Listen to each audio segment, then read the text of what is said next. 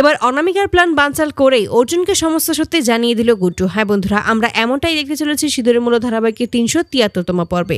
তো চলো ভিডিওটি শুরু করি। মিষ্টির দুঃস্বপ্ন দেখেই ঘুম ভেঙে যায়, তখনই সে সিদ্ধান্ত নেয় ওই ঘরে কি আছে সেটা দেখতে চাইবে, তাই একা একাই ওই ঘরের দিকে যেতে থাকে। শ্বেতালও তখন হাতে চাকু নিয়ে দাঁড়িয়ে থাকে মিষ্টির ওপর অ্যাটাক করবে এমনটা ভেবে। অপরদিকে অর্জুন গুড্ডুকে বলে যে তুমি এই সমস্ত কিছু কেন করছো, আমি তোমাকে বারবার করে বলছি যে তুমি কখনোই মিষ্টি হতে পারবে না, তুমি মিষ্টির জায়গায় নিজেকে বসাতে যেও না, এটা তুমি কেন বুঝতে পারছো না? এই সমস্ত কিছু হলো একটা নাটক, তুমি শুধুমাত্র এখানে টাকার জন্য নাটক করতে এসেছো। যখনই মিষ্টি ফিরে আসবে তোমার খেলা শেষ, তোমার নাটক এখানেই শেষ হয়ে যাবে, তোমাকে আমি টাকা দিয়ে দেবো, তুমি এই বাড়ি ছেড়ে চলে যাবে, এর থেকে এটাই ভালো হয় তুমি এই পরিবারের থেকে দূরেই থাকো, এদের সাথে কত ভালো সম্পর্ক করতে যেও না, এরপর তুমি নিজেই কষ্ট পাবে। এই বলেই তখনই বেরিয়েছে। আর তখনই দেখা যায় যে বাইরে থেকে অনামিকা সমস্ত কিছুই শুনতে পায়। অনামিকা তখন মনে মনে বলে তার মানে আমি সত্যি ছিলাম, এটা আসলে নকল মিষ্টি, আর আসল মিষ্টি সত্যিই বেঁচে আছে, এবার এটাকে দিয়েই আমার কাজ হাসিল করতে হবে। অপরদিকে শ্বেতাল যখনই মিষ্টিকে মারবে ঠিক তখনই শ্বেতালকে অশোকের মা সরিয়ে নেয় এবং সেখানে অশোকের মা দাঁড়িয়ে পড়ে। মিষ্টি ভয় পেয়ে যায় এবং যখন অশোকের মা মিষ্টিকে ধরতে যাবে তখনই চিৎকার করে ওঠে। তখনই বলেছে আমি এখানে, আর তুমি এত রাতে এখানে কি করছো? তখনই মিষ্টি বলে যে আমি এখানে একজনকে দেখেছিলাম, কিন্তু অশোকের মা একটা মিথ্যে কাহিনী বানিয়ে বলে দেয়। মিষ্টি সেটা বিশ্বাস করে না। মিষ্টি মনে মনে ভাবে এটা কিভাবে হতে পারে, আমি তো এখানে স্পষ্ট দেখেছি। এটাই যখন অশোকের মাকে জানায় তখনই অশোকের মা ভুল বুঝিয়ে সেখান থেকে পাঠিয়ে দেয়। আর তখনই আমরা দেখতে পাই যে আড়ালেই দাঁড়িয়ে থাকে অশোক, ওই শ্বেতালের মুখ চেপে ধরে যেন কোনো শব্দ না হয়, মিষ্টি যেন কোনো কিছুই টের না পায়।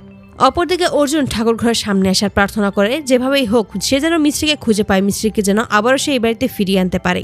অপরদিকে মিষ্টি ওই ঠাকুরের সামনে আসে আর বলে যে আমি যেভাবেই হোক আমি যেন আমার সত্যিটা খুঁজে বের করতে পারি, আমার কেন যেন কোনো কিছুই বিশ্বাস হয় না, এই বাড়ির লোকেরা সত্যি কথা বলছে নাকি মিথ্যে সেটা যেন আমি খুঁজে বের করতে পারি। পরের দিন সকালেই মিষ্টি ওরফে গুড্ডু সেখানে আসে অর্জুনকে খাবার খাওয়ার জন্য। তখনই অর্জুন বলে এই সমস্ত কিছুর কোনো দরকার নেই। আর তখনই শুনতে পায় যে অর্জুন কাউকে ফোন করে এবং জানা যে তার স্ত্রী অনেক দিন ধরেই নিখোঁজ, তার যে কোনো খোঁজ পাওয়া যাচ্ছে না। এটা শুনেই খুব কষ্ট পায় গুড্ডু। অর্জুন তখন জানিয়ে দেয় তোমাকে আমি যেটা বলছি তুমি সেটাই করো, এটা ছাড়া তোমার আর কোনো কাজ নেই, এই বলেই সেখান থেকে চলে যায়। তখনই গুড্ডু বলে যে এটা কোনোভাবেই হতে পারে না, যেভাবেই হোক আমাকে ওনায় আটকাতেই হবে। এই বলে সমস্ত কিছু ফেলে অর্জুনের পিছনে ছুটে যেতে থাকে।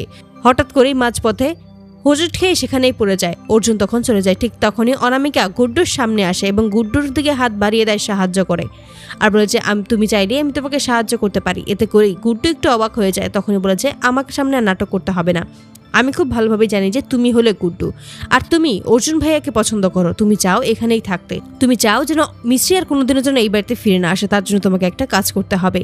তারপরে মিষ্টিকে মেরে ফেলার প্ল্যান করে, কিন্তু কোনোভাবেই গুড্ডু এ কথায় রাজি হয় না। কিন্তু তখন অনামিকা জোর করে এবং বোঝায় যে তুমি যদি সত্যিই কাজটা না করো তাহলে কোনোদিনও তুমি অর্জুনকে পাবে না। এতে করে অর্জুনের কথা সমস্ত কিছু ভাবতে থাকে এবং শেষ পর্যায়ে অনামিকার কথায় রাজি হয়ে যায় এবং মিষ্টির ক্ষতি করবে এমনটাই বলে। তারপরে এবার নিজের সিদ্ধান্ত বদলে দেয় এবং সমস্ত কিছু অর্জুনকে জানিয়ে দেয়। তো বন্ধুরা তোমরা এটাই তো চাও যেন এবার এভাবেই অনামিকার প্ল্যান বানচাল করেই অর্জুনকে যেন সমস্ত সত্যি জানিয়ে দেয় গুড্ডু। অবশ্যই তোমাদের মতামত কমেন্টে জানতে ভুলো না। ভিডিওটি ভালো লাগলে অবশ্যই চ্যানেলটি সাবস্ক্রাইব করে বেল আইকনটি বাজিয়ে দিও। ধন্যবাদ।